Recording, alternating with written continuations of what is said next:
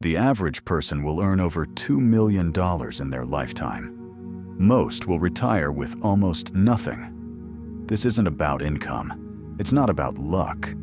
It's about one invisible pattern. And almost nobody talks about it. Stay with me for the next 8 minutes. This might change how you think about money forever.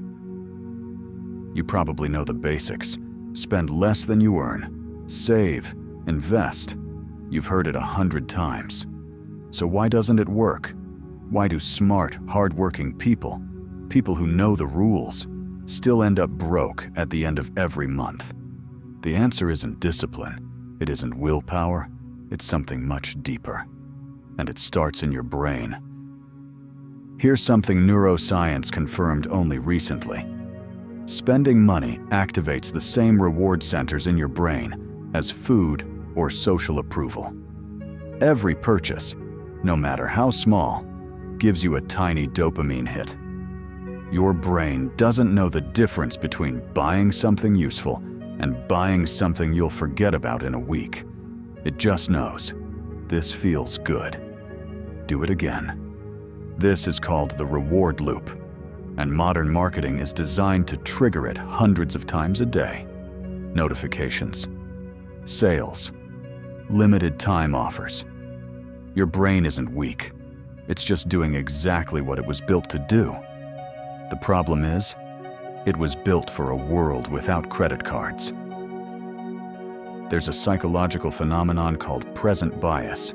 It means your brain heavily overvalues what it can have right now versus what it could have in the future. When you tell yourself, "I'll start saving next month," that's not laziness. That's present bias working exactly as designed. Future, you feels like a stranger. And we don't sacrifice for strangers. Studies show that people consistently underestimate how similar their future self will be to their current self. We think we'll be more disciplined, more motivated, more organized. We never are, because it's still the same brain. The fix isn't trying harder. The fix is making the right choice automatic, so your brain never has to decide. Here's where most people lose the game without even knowing they're playing. You get a raise, your income goes up. A few months later, you have exactly the same amount left at the end of the month, sometimes less. This is lifestyle inflation, and it's almost invisible. A nicer apartment, a better car, more dinners out. None of these feel like big decisions. Each one seems reasonable on its own. But together, they consume every raise, every bonus, every windfall. The data is brutal. The average American's expenses rise almost perfectly in line with their income, regardless of how much they earn. Someone making $40,000 and someone making $140,000 often end up with the same amount saved, almost nothing. So what actually works? Not budgeting apps, not spreadsheets, not more discipline. The single most effective financial behavior change is this: pay yourself first, automatically, before you can spend it. Set up an automatic transfer the day your paycheck arrives, even $50, even $20. The amount matters less than the habit. When saving happens automatically, your brain stops fighting it. You adapt to what's left. Every time. This is called the set it and forget it principle. And it's the closest thing to a financial cheat code that actually exists. Not because it's complicated, because it removes the decision entirely. And removing decisions is how you win against your own brain. A landmark study by Harvard behavioral economist Richard Thaler found that automatic enrollment in savings programs increased participation rates from 49% to over 86%.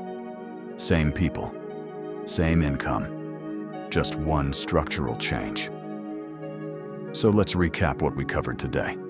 1. Your brain is wired for spending, not saving. That's biology, not failure.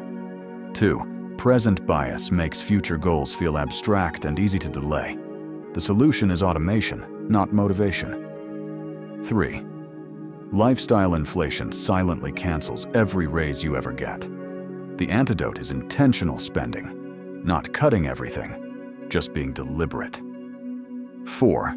Paying yourself first, automatically, is the single highest leverage habit you can build around money. Start this week.